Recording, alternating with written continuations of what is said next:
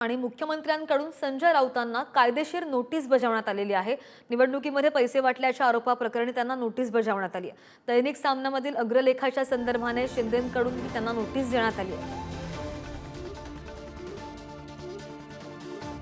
मुख्यमंत्री एकनाथ शिंदे यांच्याकडून संजय राऊत यांना ही कायदेशीर नोटीस बजावण्यात आलेली आहे आणि निवडणुकीमध्ये पैसे वाटल्याचा आरोप सामनामधून करण्यात आला होता आणि त्याच संदर्भात शिंदेंकडून ही नोटीस बजावण्यात आली आहे।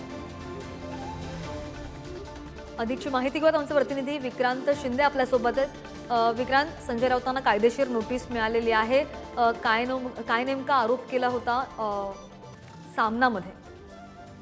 सध्या खरं तर सामना जे शिवसेना उद्धव बाळासाहेब ठाकरे पक्षाचं मुखपत्र म्हटलं जातं, त्या सामनाचे संपादक हे संजय राऊत आहेत। त्यांनी आपल्या संपादकीय स्तंभलेखामध्ये काही आरोप जे आहेत ते केले होते, काही दावे केले होते। त्यातला एक जो आरोप केला होता तो असा होता की मुख्यमंत्री एकनाथ शिंदे यांनी प्रत्येक लोकसभा मतदारसंघामध्ये निवडणुकीसाठी 25 ते 30 कोटी रुपये खर्च केलेत।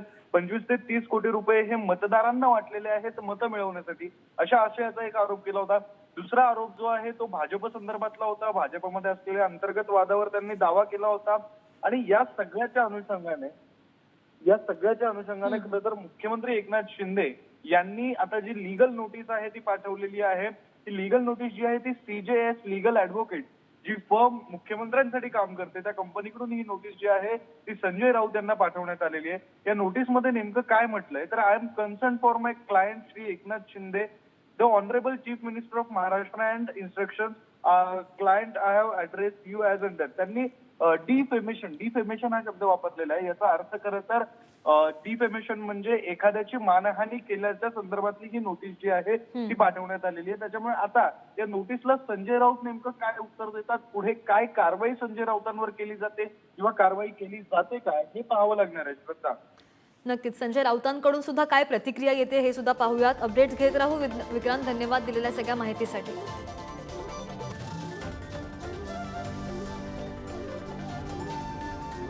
आणि मुख्यमंत्र्यांकडून संजय राऊतांना कायदेशीर नोटीस बजावण्यात आलेली आहे। निवडणुकीमध्ये पैसे वाटल्याच्या आरोपाप्रकरणी ही नोटीस बजावण्यात आलेली आहे आणि दैनिक सामनामधील अग्रलेखाच्या संदर्भाने शिंदेंकडून ही नोटीस आली आहे।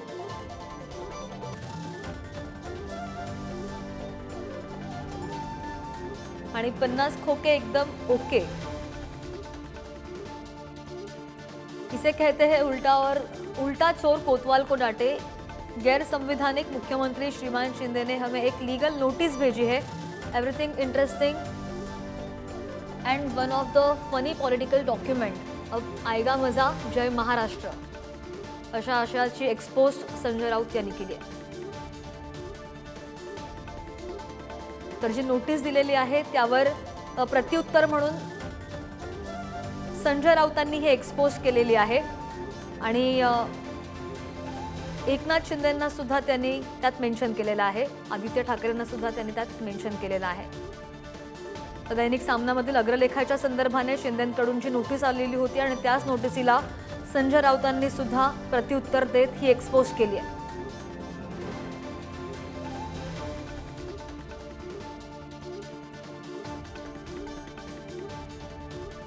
मुख्यमंत्री एकनाथ शिंदे यांच्याकडून संजय राऊतांना ही कायदेशीर नोटीस आलेली आहे आणि निवडणुकीमध्ये पैसे वाटल्याचा आरोप या सामना अग्रवालामधून करण्यात आला होता आणि त्यानंतर या आरोपाप्रकरणी ही नोटीस पाठवण्यात आली। दैनिक सामनामधील अग्रलेखाच्या संदर्भाने शिंदेंनी ही नोटीस पाठवली होती, मात्र या नोटीसीला संजय राऊतांनी सुद्धा एक्सपोज करून उत्तर दिलेलं आहे। तर 50 खोके एकदम ओके आणि अशा आशयाची त्यांनी एक्सपोज केलेली आहे।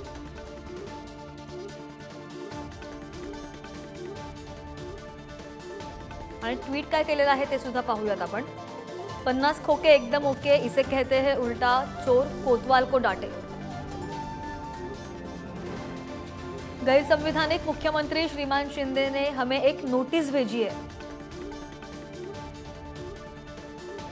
अब आएगा मजा, जय महाराष्ट्र। जी नोटीस दिलेली होती त्यावरच संजय राऊत यांनी ट्विट केलेलं आहे आणि अब आएगा मजा असं म्हणत त्यांनी मुख्यमंत्री एकनाथ शिंदे आणि आदित्य ठाकरेंना सुद्धा त्या ट्विटमध्ये, त्या एक्सपोजमध्ये मेन्शन केलंय।